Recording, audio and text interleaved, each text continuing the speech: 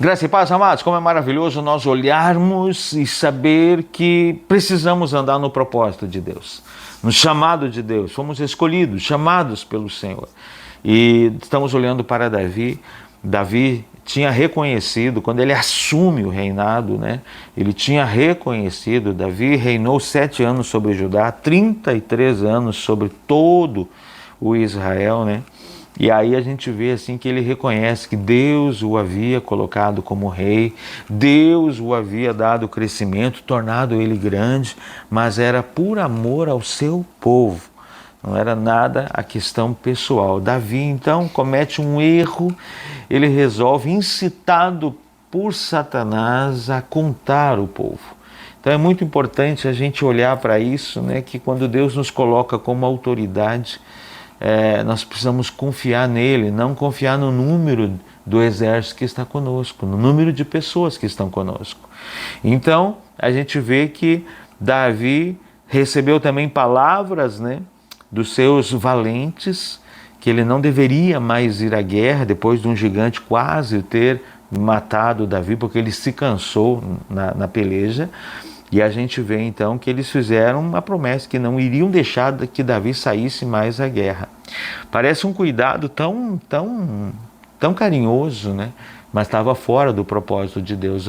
Sendo assim, teve um ano que Davi não saiu à guerra, onde todos os reis saíam à guerra. E tinha guerra para resolver, tanto que ele mandou Joabe.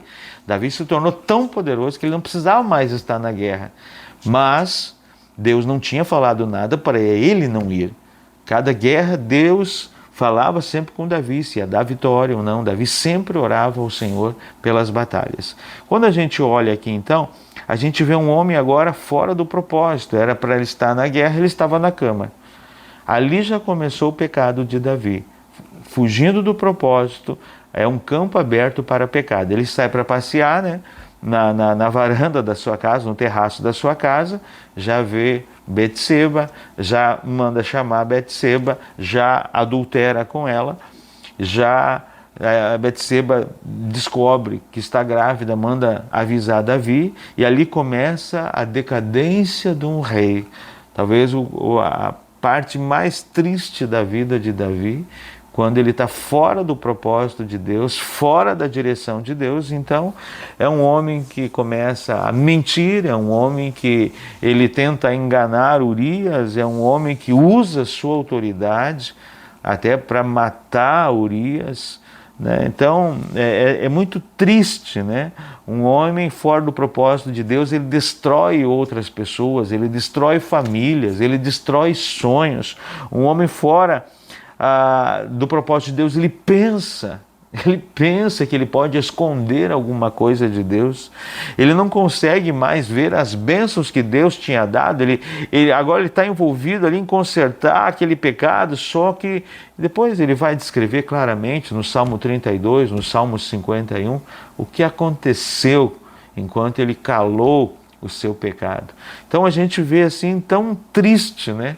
Hoje, infelizmente, muitas pessoas estão que nem uma barata tonta, sem saber o propósito de Deus. É um erro, é uma desgraça, é uma mentira, e aí é um bolo que tem como parar. Parando tudo e voltando ao propósito de Deus. Davi podia parar tudo, mas o homem não consegue parar, ele quer consertar, e para consertar um erro com outro erro maior, daí a gente entende o que foi descrito, né? Um abismo chama outro abismo e se torna uma bola de neve cada vez maior.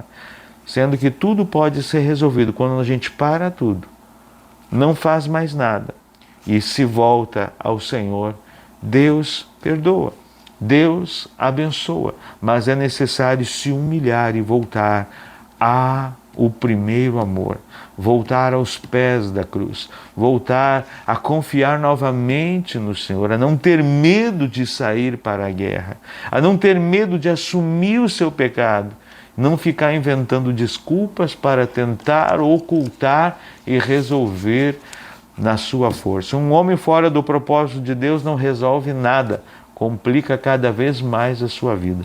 Só tem um jeito de consertar a nossa vida, aos pés de Jesus.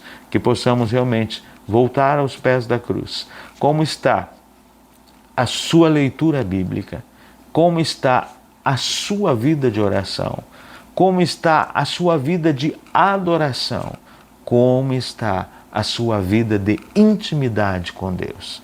São perguntas que nós precisamos responder para saber se estamos no propósito ou longe do propósito de Deus.